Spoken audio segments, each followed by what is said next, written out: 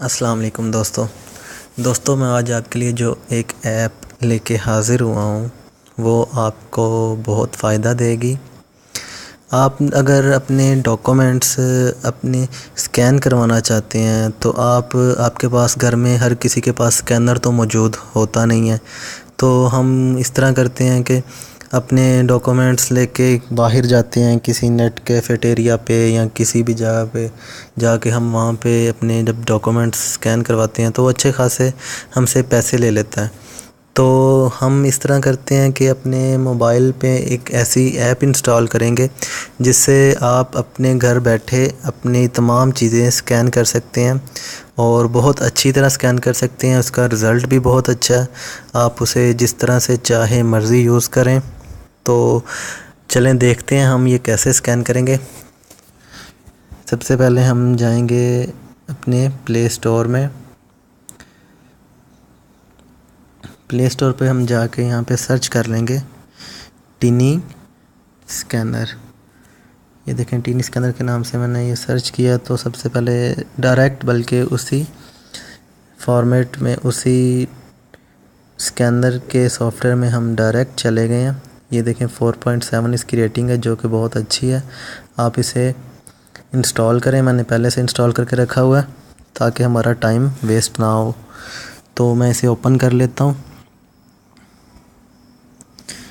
जैसे हम ओपन करेंगे ये देखें इसका सिंपल सा जो इंटरफेस है। ये नीचे दो हमें निशान जो हैं, दो साइन शो हो रहे हैं। एक कैमरा है और दूसरा हमारी गैलरी है। तो हम जोन सी डॉक्यूमेंट्स को हम स्कैन करना चाह रहे हैं हम यहाँ से कैम ओपन करके उसे स्कैन करेंगे। ये देखें मैं यहाँ से कैम ओपन कर लेता हूँ।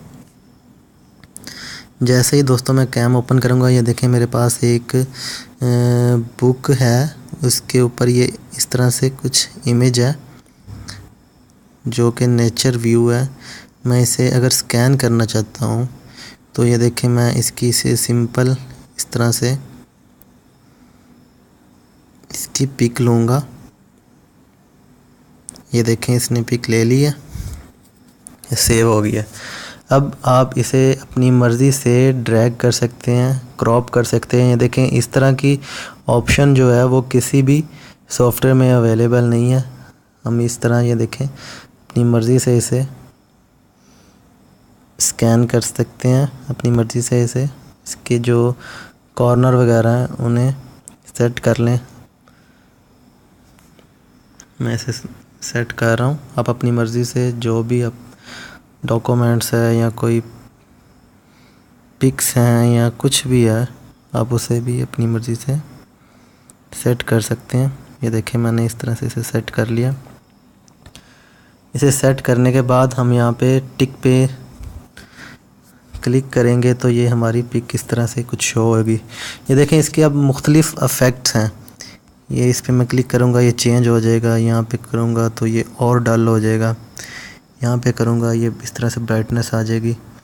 ये देखें ये वही जो हमारा पिक है उसका ये व्यू है।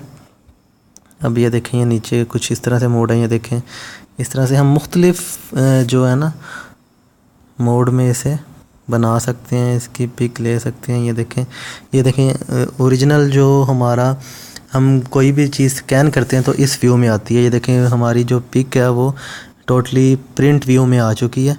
अगर हम इसका कलर प्रिंट लेना चाहते हैं तो यहाँ से हम कलर भी बना सकते हैं। ये देखें बिल्कुल आपको पता ही नहीं चल रहा कि हमने किसी चीज़ से या किसी जगह से हम इसने कैप्चर किया हुआ। इस तरह से लग रहा है ये जैसे ये इसी फॉर्मेट में ही बनाई गई है।